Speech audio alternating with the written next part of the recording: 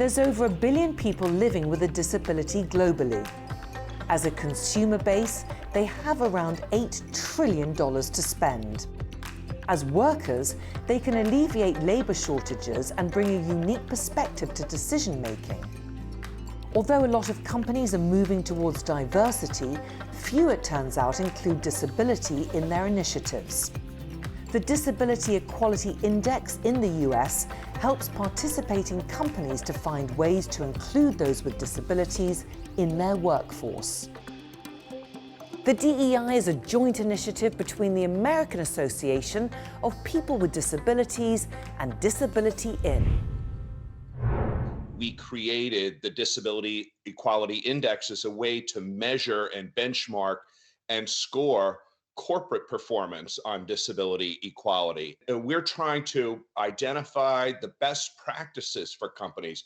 Most companies want to do the right thing. They just don't know how to get started. They're not quite sure. The Disability Equality Index looks at things like culture and leadership, enterprise-wide access, employment practices, community engagement, supplier diversity, and non-US operations.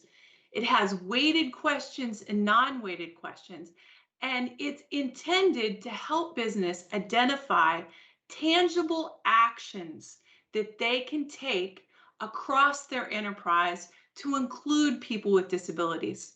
This isn't just the right thing to do, but actually companies that lead on disability inclusion actually outperform their peers. So this report looked at the hundreds of companies that participate in the DEI and compared those to the ones that did not, and they found 30% higher profitability, much higher revenue, 4 times more likely to outperform their peers in terms of total shareholder returns over time. So that statistic, the idea that disability inclusion is not just the right thing to do from a moral perspective or social or perspective, but it actually leads to greater business outperformance, has made the issue of disability inclusion the next chapter of ESG, corporate social responsibility.